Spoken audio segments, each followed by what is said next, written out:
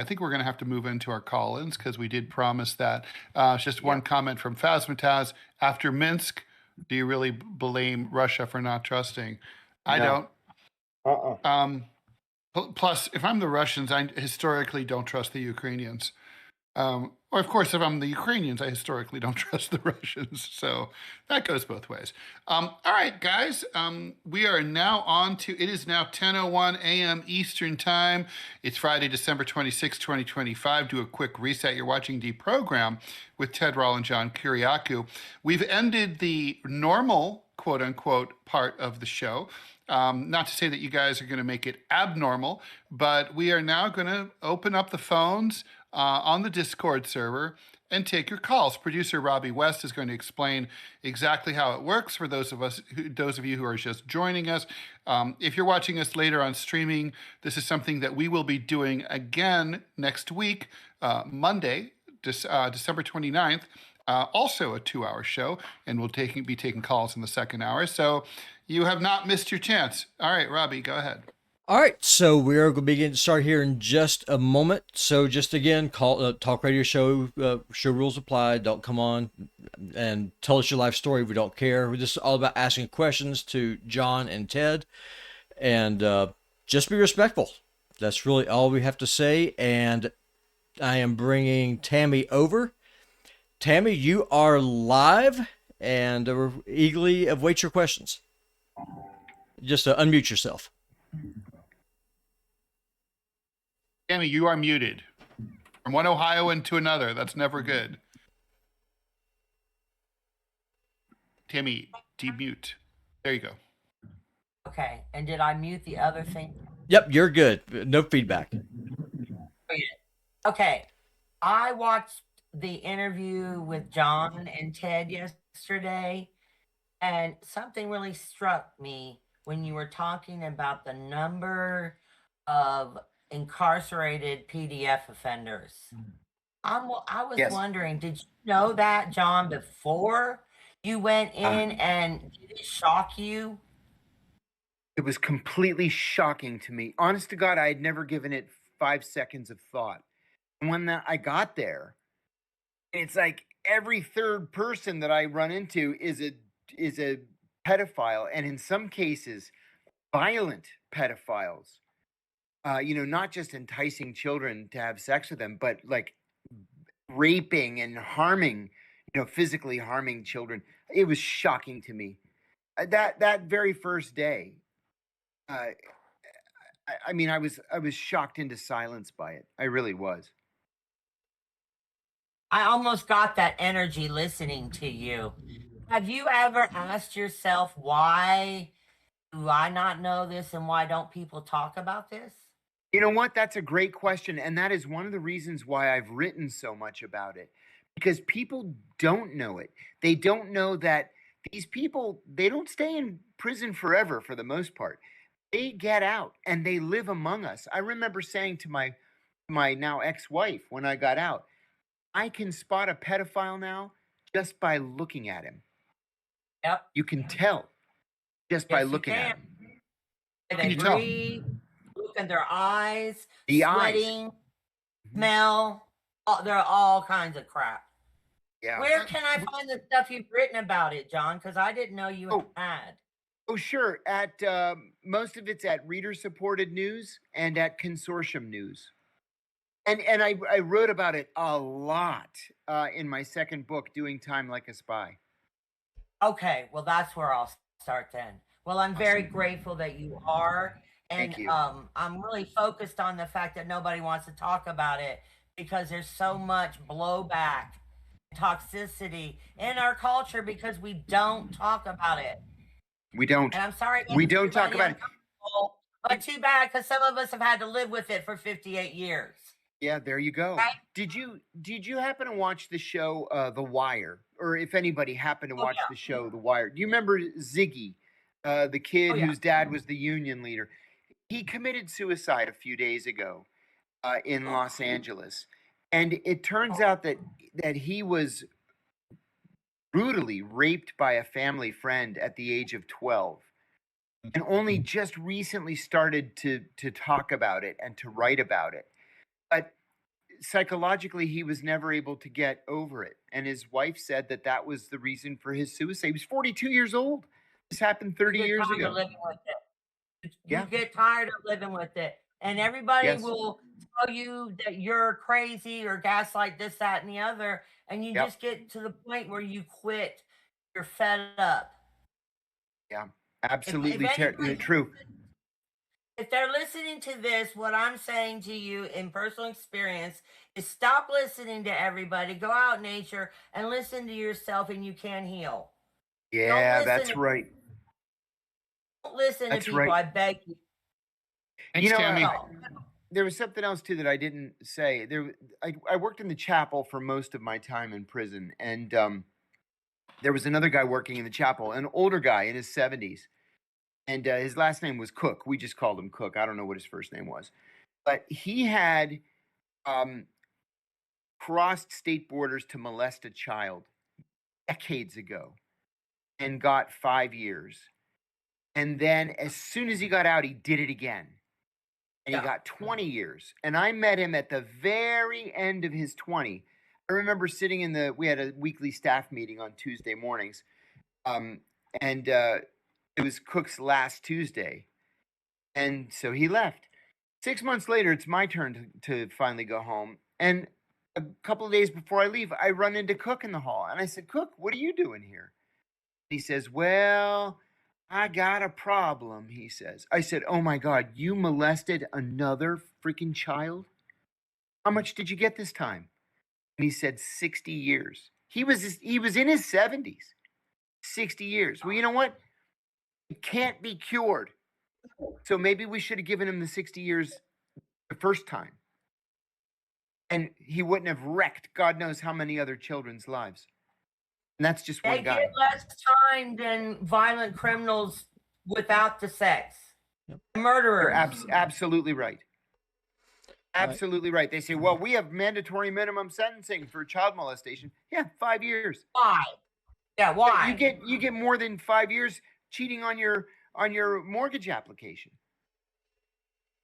And I hate So, to say yeah. it, but those judges are not interested in changing those lines in case Well, they get caught. it's the legislatures too. It's the legislatures that have fallen down on this issue, both at the state and federal levels. They need to really, really make these sentences tough and keep these monsters off the street because there is no cure. And since there's No, no there cure, isn't. there's no protection for children. So the scale of this, I mean, when I looked into it in preparation for writing about it a few years ago, I was shocked. John, I've told John this. I couldn't, I was like, yeah, I know it happens, but I didn't understand like how, like you described. I mean, it's so prevalent. So many kids are at risk. I mean, what's the right solution? I mean, I guess the thing is there something unique about the United States, or do we have more of them than other countries? Is there something about our? Is there something that we could be doing to minimize people becoming pedophiles? Is there something we could be? What's the best way to keep kids safe now from them? What's the best way to treat pedophiles? I mean, these are huge, undiscussed questions. I guess is my point. I think it That's begins what- at home, where we have to teach our children from a very young age. I'll tell you kind of a funny story. When my third son was 3 years old, I took him to the doctor for whatever immunizations he needed, and his 3-year-old checkup. And so he was standing in the exam room, and the doctor undid his pants and pulled his pants down and pulled his underwear down, and he goes like this. He goes, "I'm telling an adult." And I laughed and I said, "No, buddy, it's okay. It's okay for the doctor. You're the doctor and mom and dad, but that's it." But he knew at 3 years old this was wrong, Good for him. and he needed to tell an adult. And so it begins at home, in my view. And kids should know you can tell your parents anything. Nothing should be a secret. You can tell them anything. That's how we teach our children to protect themselves. Oh, and Except I also gotta have to tell know you, a guy tried to rape me when I was 12 years old, custodian in my junior high school, and I didn't tell my mom because I knew she wouldn't believe me. I told my mom, I don't know, in my 40s. She didn't believe Oh my me. God. Oh my God, She did Ted. not believe me. It's horrible. So She didn't believe you. I can't imagine no. not believing my child when they She said said it was they it was said a guy I was helping him as his assistant, and I was working. It was a job, and she was like, "You were just lazy. You didn't want to work." So oh my God. I'm saying, like, I do agree with you. People should be able to tell their parents anything, but in reality, sometimes parents are not great. See, and that's why we're Or in they're the situation in we're the in. home. Yeah, Or it's happening at home because I told. sure. It is happening at home. Yeah, And that's a more listen, the common problem. offenders know who have boundaries. John, you mentioned that you were around somebody and they didn't pick on you. They didn't pick on you because credit to your parents. Parents Yeah. were incredible people. Incredible Yeah. people. They deserve medals for raising kids they raised. Amen. Amen. All right, Absolutely. Tammy, thank you so Thank much you, for Tammy. that. Thank you, Tammy. Thank you. Okay, next up will be, I think I'm gonna butcher this name. I apologize. It is Hekal. However it is that you say that. Pardon the southern drawl. Please unmute yourself and ask your question. Thank you. You're on the air. Ekal, you're on the air. Hello, hello, hello. We need a better way. Yep. Hekal, you're on the air. Go ahead. Please ask your question. Can you guys hear me now? Yep, we Am hear I you. off Yes. the air? Yes. All right, perfect. So I just wanted to tell you guys good morning. Big shout out to you guys. I've been watching you guys for a couple of weeks now. I'm all the way from Egypt, and I have a couple of questions for you, John. Do you have any sort of interactions with the Mossad or Egyptian intelligence that you can maybe share with us today?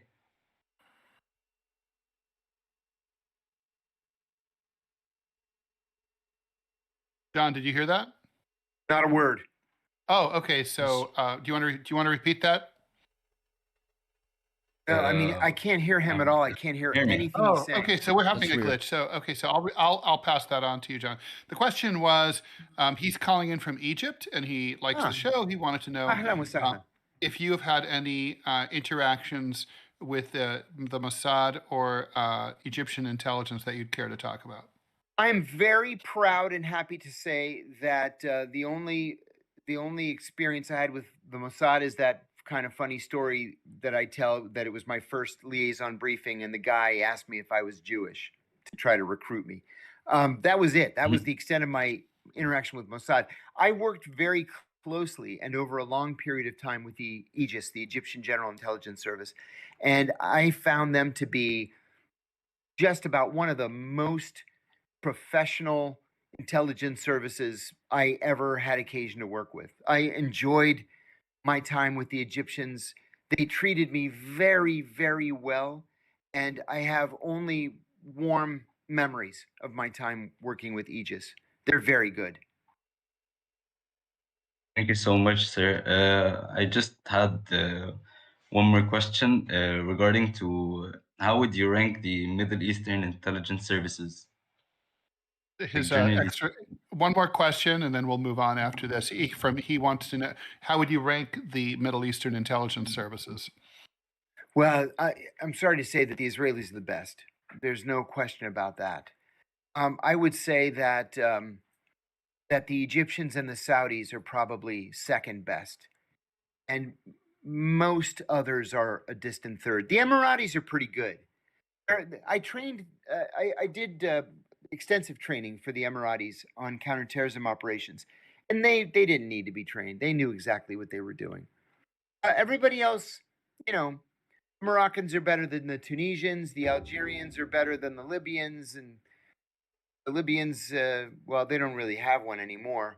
The Lebanese aren't very good. The Jordanians, you know what? I should have said this. I'm catching myself now. The Jordanians are at least as good as the Egyptians, and they're better than the Saudis. So say Israel first, Egypt, Jordan second, Saudis a close third. Everybody else is distant.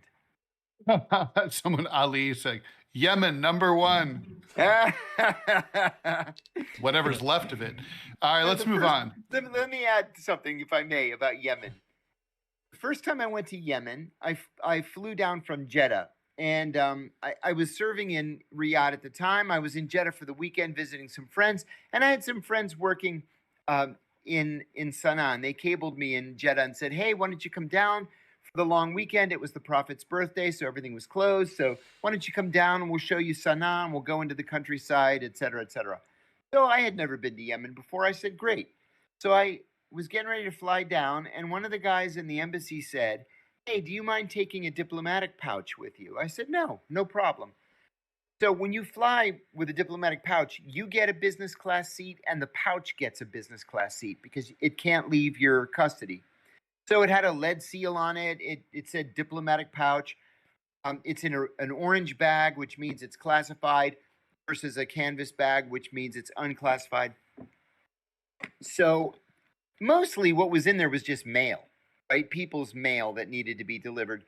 And one of the communicators at the consulate stuck in a set of walkie-talkies. It was really unclassified. I don't know why they put it in a classified pouch. I think just so I could fly business class. So I fly down to Sana'a, and they tell me I have to put the pouch through the X-ray machine. I said, no. It's a diplomatic pouch. I have all the paperwork here, and it's a classified pouch. They said, "We don't care what it is. You put it through the X-ray." And I said, "Absolutely not." So we have this standoff. So the guy yanks it out of my hands, and I said, "Hey." Another guy pulls his pistol on me. Whoa. And I'm 26 years old at the time, so I just kind of put up my hands. The guy takes out his jambia, that curved dagger, and he hacks at the lead seal and breaks the seal off. And I was like, "Oh, you guys are in for it now," right? So they open it up, they pull out the walkie-talkies. This is before I spoke Arabic. The guy says, "Jesus," which is like one of the very few words that I understood at the time. It meant spy. And I was like, "Ah, shit." And then they grab me, they cuff me behind my back, and they put me in a cell. They have these holding cells in the lobby, and I'm making a stink. I'm using the filthiest language I can think of and just screaming my head off. Finally, the ambassador comes to the airport and tells them, "You've violated international law. We're going to make a complaint against you in Washington and at the United Nations. Let my man go." So they let me go. I was in there for 4 hours with some Filipino nurse, a male nurse, who just had some visa irregularity. I went to Yemen 4 times after that, never had any problems. But that first time, Yemeni intelligence, they don't give a shit what kind of paperwork you have or what color your passport is or who you think you are. They don't care because the rules mean nothing to them. Wow. All right. Thank you very much for that. Let's move on to another caller. All right. Manya the cat, you are live. Please unmute yourself and ask your question. Hey, Manya, you're on the air. Okay, so I wanted to ask John if he could tell us about the anything he knows about the Vietnamese intelligence agency, or if he doesn't have too much to say about it, the Chinese intelligence agency. Sure. Because I've been on a journey to deprogram myself from like my country's propaganda, especially against the Chinese, since I watched the show. But I can't really find anything about my own country's like intelligence agency because our state media is like heavily controlled. So yeah. Well, thank you, Manya. I regret to say that because East Asia wasn't my bailiwick, I never had any experience with or encounter with Vietnamese intelligence. It was always my impression, my understanding from others that they were a very professional service and very good at what they did. But I don't have any firsthand experience. With that said, we all end up with some experience with the Chinese. The Chinese are very, very good. Very good. Unlike us, they're focused almost entirely on technology, especially defense technology. And so we go through training on how to protect ourselves from the Chinese. I will say that I will tell you that one of the weaknesses that Chinese intelligence officers have is because pornography is banned in China. They are very susceptible to recruitment using porn. It's not the money. They don't care about the money. It's porn that they want, especially when they are forced to return to China. They want to have a source of pornography while they're in China. But I never worked with the Vietnamese, no exposure to them. The Chinese are at least as good as we are. They're less good on human intelligence just because of the language and cultural differences, but they're very, very good on collection of technology. Thank you very much for that call. So, by the way, just a reminder to people, this is no obligation, but if you'd like to have your picture on the air, you can turn on your camera. You don't have to. No requirement here at all. But if you're open to that, you can do that. That option is available. Also, someone's going to basically just a reminder to everyone to make sure that you are that your mic is on, but that your tab is muted. So those are the two important things. And someone's going to maybe pop in as you're waiting in the waiting room to remind you to do that. Anyway, Robbie, take it away. And just a reminder, you are watching DeProgram with Ted Rall and John Kiriakou, Hour 2 on Friday, December 26th. All right. John Jackson, you are live. Please unmute yourself and ask your question.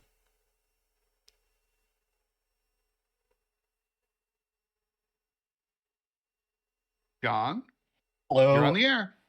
I had a question for John, and I just kind of wanted to hear if you could recall a time in your life that, I mean, I heard the time you were in Greece, you didn't have toilets, the time that you were in the hospital with Abu Zubaydah and you were getting shot at, but not just danger aside, what was the most uncomfortable place that you had to spend like even just a night or two?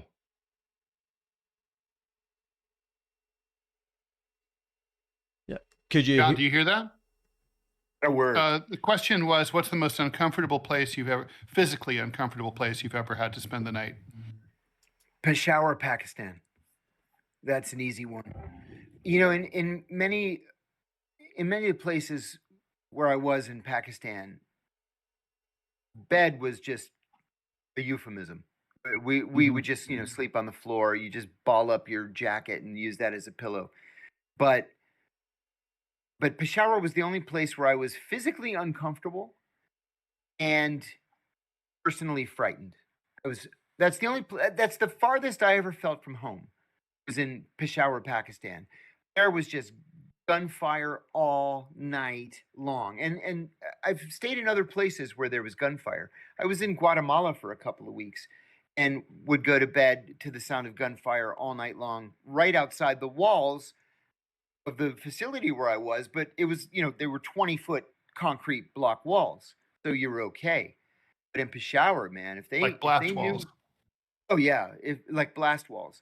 If they knew in Peshawar that we were, not really able to protect ourselves after the first 5 minutes, they're going to come in and eat you. Yeah. Yeah. No question.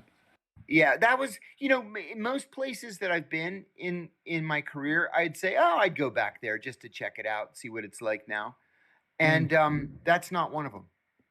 Having been there, I'll afraid second that thought. Yeah. And I've told you this before. I mean, in my opinion, Pakistan is more dangerous than Afghanistan for an American. And I've had very uncomfortable nights in Afghanistan. And there's something really eerie about that whole, like you're trying to sleep in your bed on one side of a wall. It's cold. Usually there's no heat at all. But you hear terrible sounds coming from the street. I remember hearing people screaming, being killed, being raped on the other side of the wall. And you're just like that. So you're just like, hell is literally on the other side of some adobe mud wall. It's Yes. like, and it can come for you anytime. I have So a yeah, Yes. I have a question for y'all. At the risk of being called, every kind of bad name in the book, the places you're describing sound absolutely horrible. Why would we ever allow immigration from those places? Why would we import that culture here? There are good, innocent people who want to get out. They want to make a life for their families. You can't just assume that everybody is, out there to kill and maim and rape and pillage. But how do you know? yeah. I mean, that's the question, right? Well, that's what vetting's all about. Nothing's 100% ever. No. But I mean, I will say also, it's important to understand that immigrants don't really necessarily 100% represent the culture of the country they're leaving. The fact that they want to leave is indicative of the fact that in many cases, they don't like the culture where they are. And they're, so like Afghans are trying to get away from the violence. If they liked the violence, if they were the perpetrators, they would stay where they could continue to have fun and rape and rob people. They don't. They want to leave. Y'all ready for the next caller? Yeah. All right. So next up is D Nice Gamer. Please unmute yourself and ask your question. Sure. Thank you guys for having me. You all first off, just happy New Year. Ted, I know you're helping John with his audio. If it's not too much to ask you, let him know California. And my question is, coming 2026, what do you guys think will be like the big thing that people should keep an eye out, whether it's politically, technologically, like AI or something like that, I myself am most concerned about, creeping authoritarianism as we're seeing domestically in the United States from agencies like the National Guard and Immigration and Customs Enforcement that used to be not play a big role in our domestic politics and now are being deployed all over the United States. John, did you hear that question? No, I didn't. Oh, the question is what to look out for in 2026, whether it's AI or something else. What's the big trend? And for me, I think it's the militarization of American cities and streets, and just sort of how will that affect? I don't want to say like this means we're going fascist, but there's small f fascist kind of fascistic tendencies that have been around, by the way, that long predated Donald Trump and that presidents of both parties have wallowed in for years. But it just seems like we're hitting some sort of tipping point that I would watch out for to see if we cross over into a point of no return for the foreseeable future where we lose control of our government. Very good. John, what do you think? Yeah, I tell you what. Maybe this is just me, but I'm afraid of AI. I'm afraid of AI because it's moving so quickly. It is utterly unregulated, at least so far, and we don't know what the end game is. I'm afraid that we may be conceding, our very lives to AI. Already, it's making university professors irrelevant, which bothers me very much. And I'm afraid that it's going to move to the point where it's out of control and it's going to be too late to rein it back in. Everything you I'm very said, worried. and I totally agree with. And I also want to add to that, John, like what AI is, it's a snake eating its tail, right? Because Yeah. it scrapes all this Good way to say content from websites all over the place. And then, then why would anybody, go to the original, I don't know, AkronBeaconNews.com website Yeah. when that's just part of the big morass that you can get from GPT or whatever, Yeah.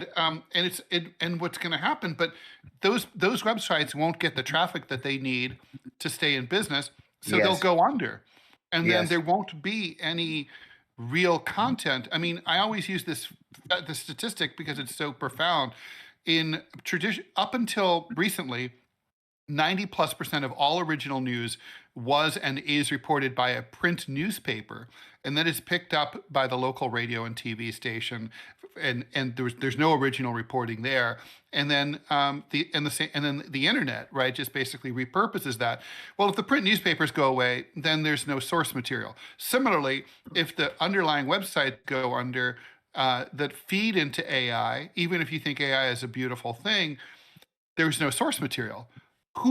What no one can answer me is who the fuck is going to find out what the truth is and report it? I don't know. Absolutely true. Okay. I agree 100%. All right. So next up will be Gorilla. Gorilla, you are live. Please unmute yourself. We await your question.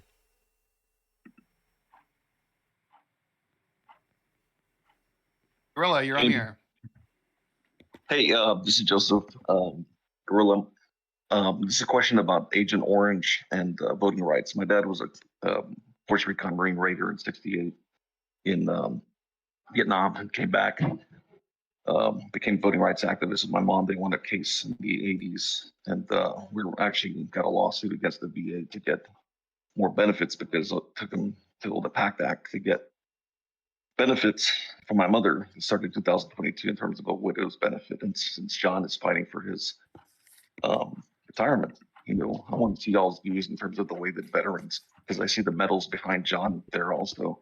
I have my dad's medals also in a shadow box in terms of the horrible situation of people that do service for the country come back and continue to do service, just like John is doing and y'all are all doing. And my parents did in the '80s, implementing the Voting Rights Act. We were called communists for actually wanting voting rights. I'm a professor at a university, and I write about a whole host of issues. Thank you. Is there a question? Sorry. Yeah, about service, about VA benefits, about doing service for your country and being treated like shit the way John has been treated, the way all of y'all have been treated. John, do you hear any of this? The last couple of sentences.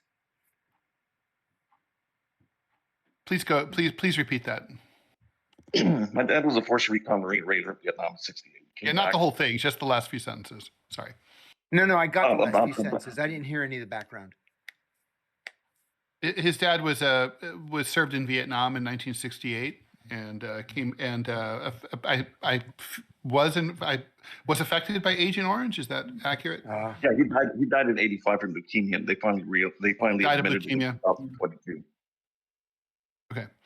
So basically talk about, comment on, our veterans being treated like shit. Yeah. Oh yeah. Listen, I come from a very heavily military family. I have 4 cousins that served in Vietnam, all in combat, every last one of them in combat.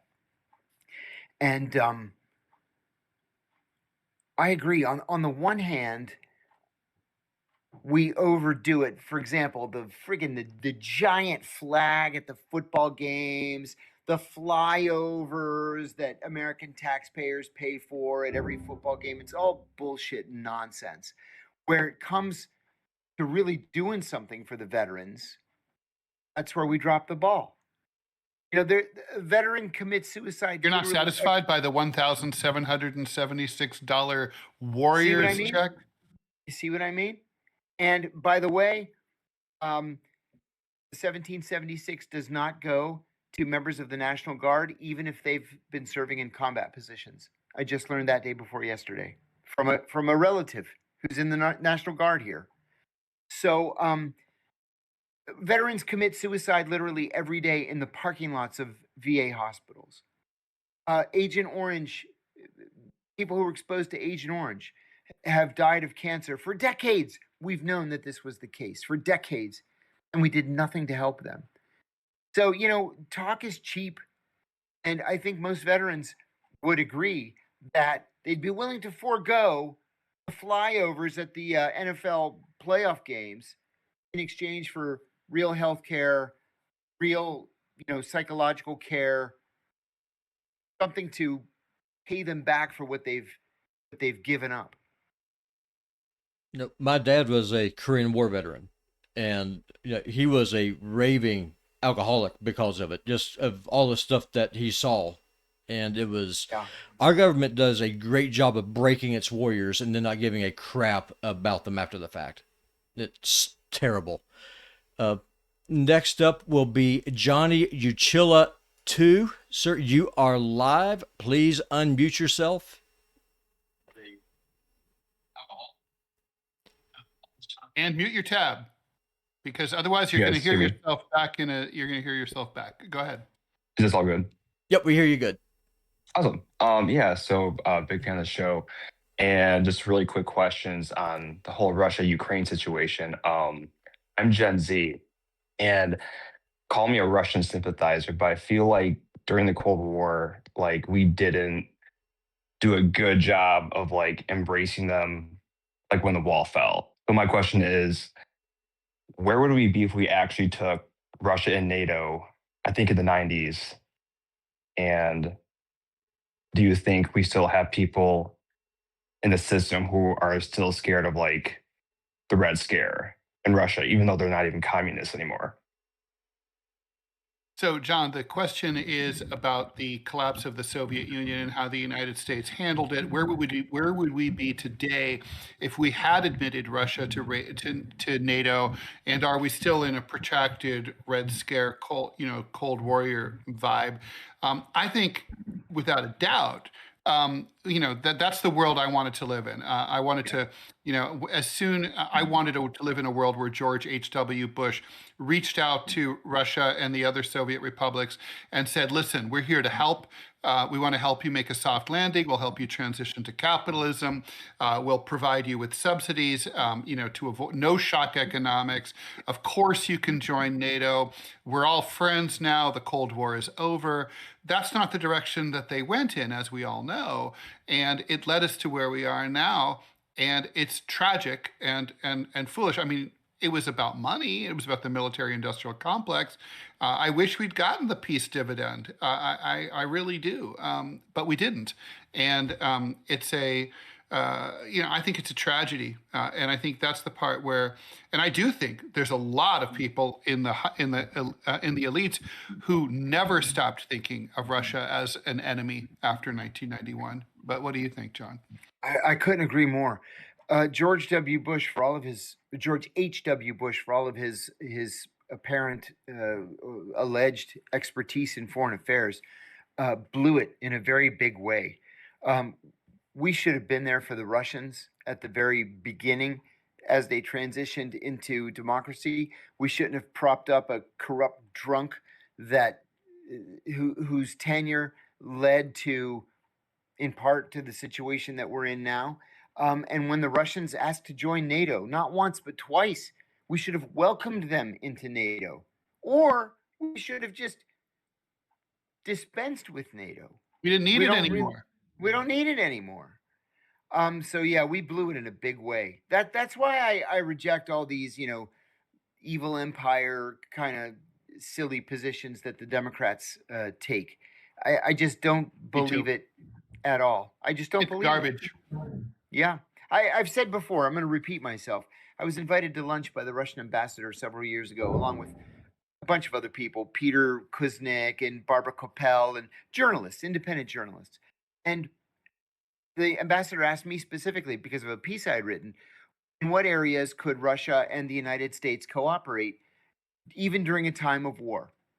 And I said, even in a time of war, we can cooperate on three things easily: counterterrorism, because we're both victims; counter proliferation; and counter narcotics. But we don't. And I don't know that from the CIA. I know that from the Russians, where climate change also. Yeah, right. Climate change also, and international health. But the ambassador said that the CIA cut us off completely, and there is no liaison relationship, even on these issues of mutual interest. So yet another mistake that the United States has made. I mean, of course, yeah, it would have been a big fucking bummer for Northrop Grumman and for Boeing and exactly. It would have. Exactly. I mean, honestly, I mean, it sounds facile, but I really think it's that simple. I mean, there were trillions of dollars at stake. They couldn't. they couldn't allow the danger of a horrific peace breaking out. Yeah, exactly. Okay. All right, guys. So keep the calls coming. Just a reminder, please mute your tab, but unmute yourself talking, and you can show your picture, or you don't have to. We have about 19 minutes to go before we're out at 11 o'clock Eastern. We're taking your calls. And we are also looking at you and your comments in the YouTube and in the Rumble chat. So anything to say there, we will probably notice it at some point. Anyway, go ahead, Robbie. What do we have next? Next up is Liben. Liben, you are live. Excellent. Thank you, guys. I love the show. I never miss a day. And can you guys hear me? Yes, perfectly. Go ahead, Liben. Okay. So, John, I wanted to ask you, you told us plenty of stories when you worked for the CIA. Are there some stories that you can never share with anybody for your job back in the day? Were you able to hear him, John? John, did you hear that? The question is for you back in, are there any stories that you cannot share from your work at the CIA? I would imagine many. Yeah, many. In fact, the first draft of my first book, the CIA they redacted the entire book at first, but at the end of it, it took me 9 months to write it, 22 months to get it cleared, and they ended up taking out 90 pages. Uh-oh. Where's John? Sorry, John, we lost you for a second there.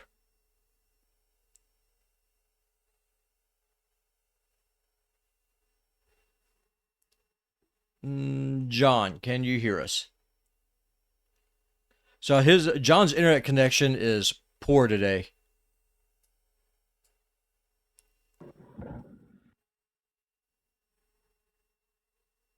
Robbie, can you hear me?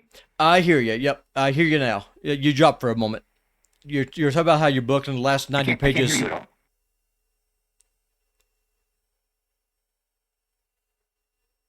Let me see here. Ted, you're muted. Okay, well, here I am anyway, for what it's worth.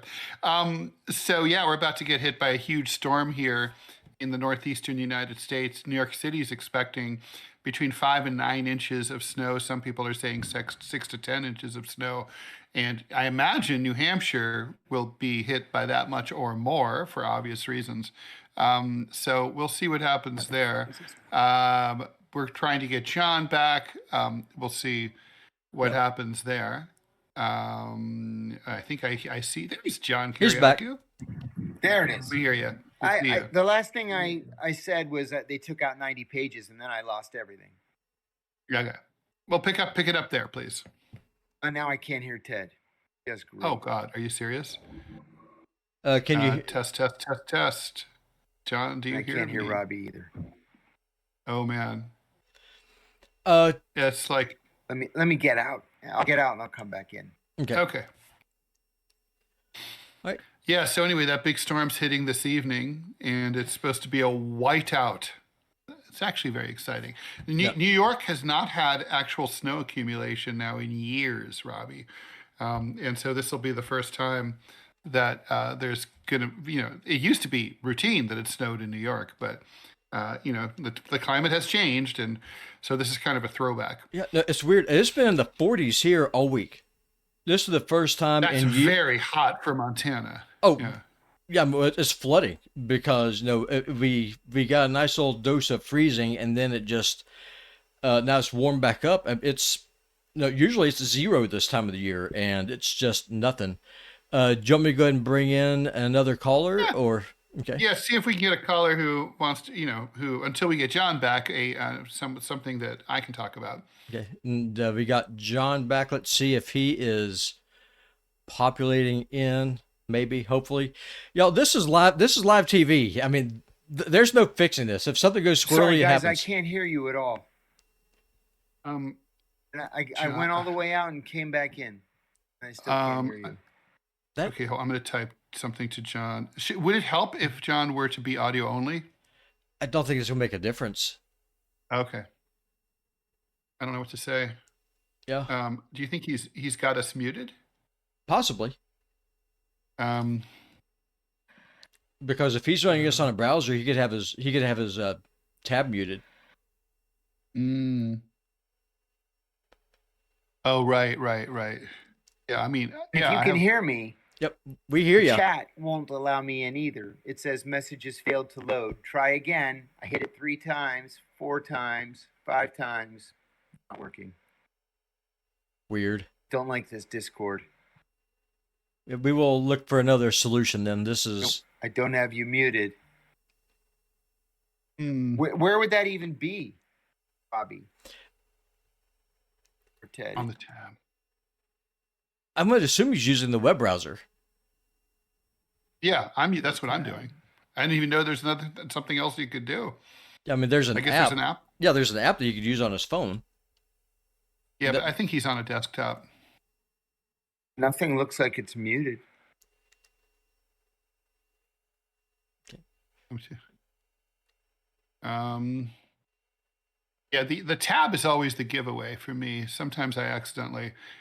Do you want to go ahead and bring in a caller? Yeah, While we. Yeah, I will go ahead and bring in a caller. We'll bring in Schmobs. Schmobs, you are live. I don't know if John will be able to hear you or not, so you might just be stuck with Ted. Yeah, poor Ted. But Poor Schmobs, Schmobs. you are muted. So if you unmute yourself.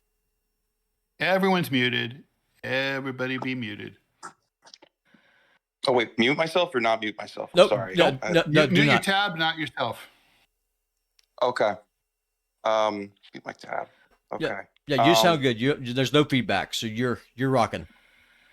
Awesome. Go ahead. So I John guess- probably can't hear you, so I hope you're satisfied with me and Robbie. Oh, of course. You guys are great. I really appreciate the show. You guys are amazing. Seriously. Thank you. Of course. You guys have amazing insights. I'll ask my question. So I asked earlier about Israel and Iran specifically and the whole kind of stalemate. But I guess a follow-up question would be, I saw that there were reports of Netanyahu. He had this Christmas greeting after this incident in Haifa. Do you think, and especially after the context of, I think the Ayatollah visited a Christian family and I guess kind of like the propaganda war.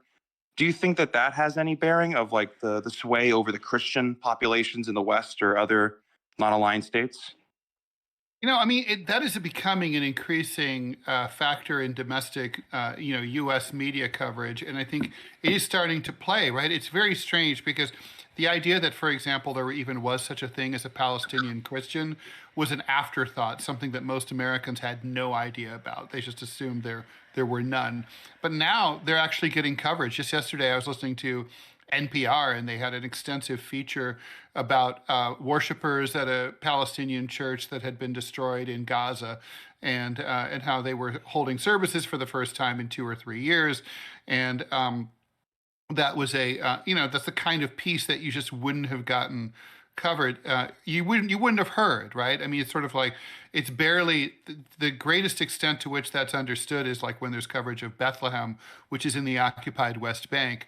Then you sort of get like, oh yeah, that's right.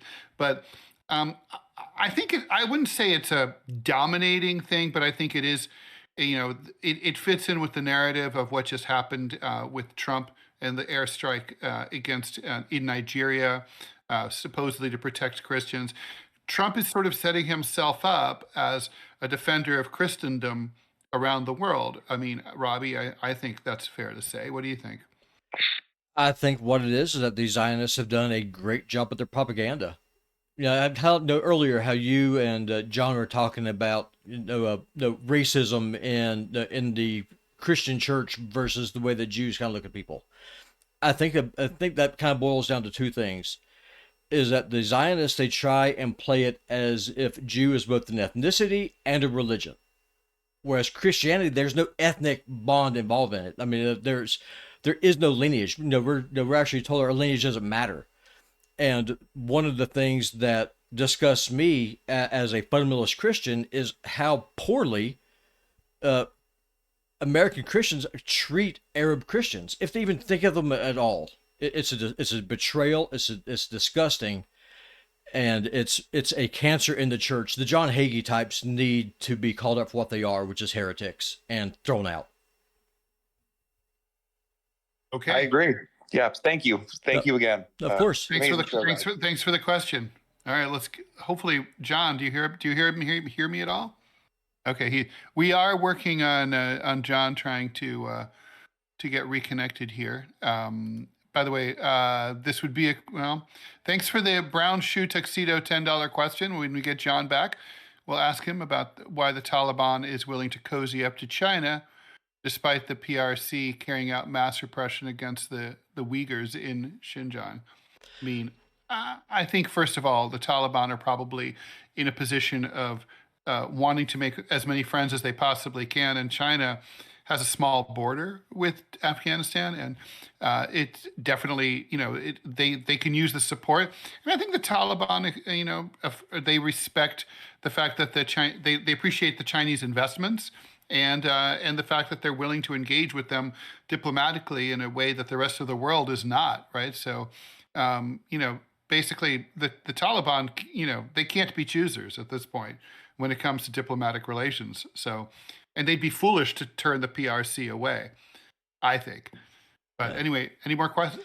Do we have any more questions? We do. We've got a couple more we may be able to get to before we run out of time. So this is Trent. Trent, go ahead and unmute yourself and ask your question, please, sir. Oh, I was just screening calls. Oh. I didn't have a question. All right, fair enough. I'll punch you back. Good to know. All right. So Rats and Rope I'm sorry, not Rats and Rope. Mustang is next. Mustang, you are live on the air. And unfortunately, I have to warn you that John still can't hear us, so only Robbie and I can hear you.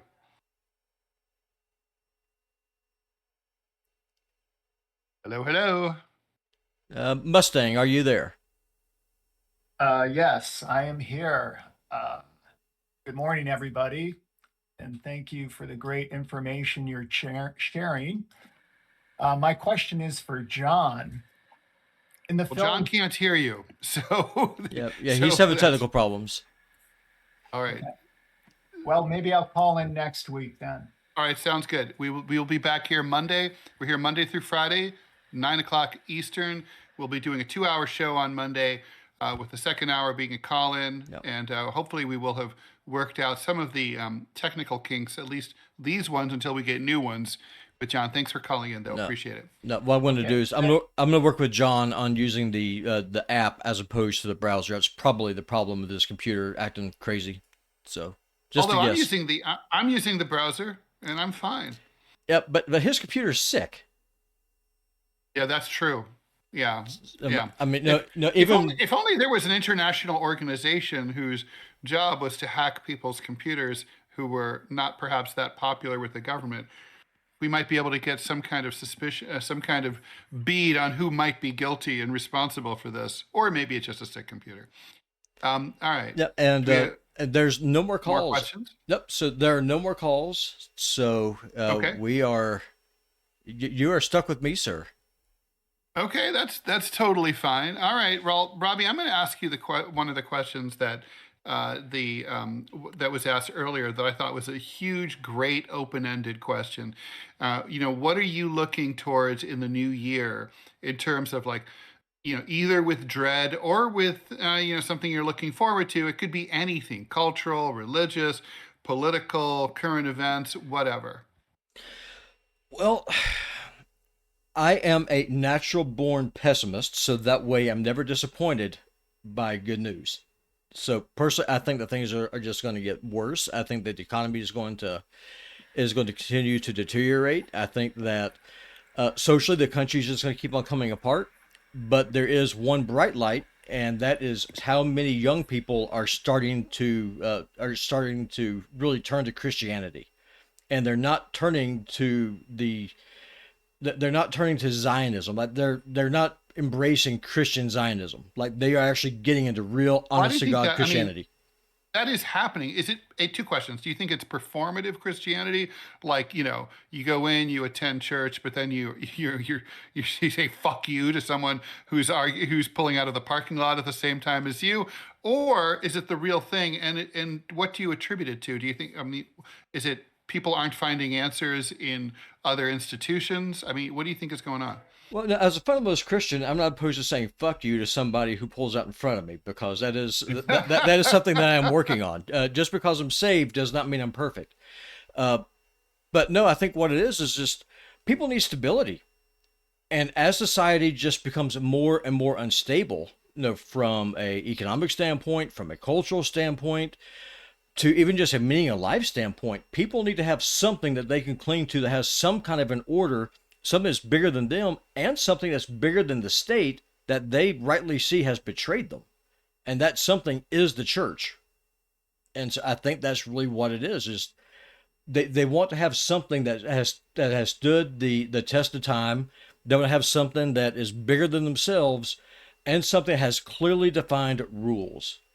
You know, the Ten Commandments are pretty clear. Don't do this, and you're good to go. Whereas if, you know, our modern day society, we can't even agree with what a woman is. So people just want some kind of order. I think that's a big part of it. And also it feels old, right? Like it feels like it predates modernity and the internet and industrialization and all that. It feels like it goes back to you know, a more okay, so let's see. Our colleague, who shall remain nameless, also agrees that John will be better off if he downloads the app. So we should tell him to do that. Got a couple of minutes left. If there's a last minute caller who wants to talk to me and or Robbie, we can take that. But in the meantime, just a reminder, we are pleased to like, follow, and share the show. We're trying to get this up and running financially. Some money's trickling in, and so we appreciate that. We will be resuming Robbie Aid, by the way, after January 1st. We're going to try to figure out the way to make this show run as smoothly as possible with the call-ins.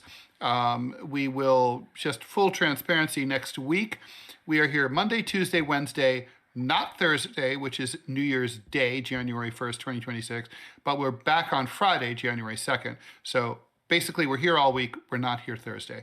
And we will be doing 2-hour shows the entire time next week, where it's the same exact format. The first hour will be news and analysis.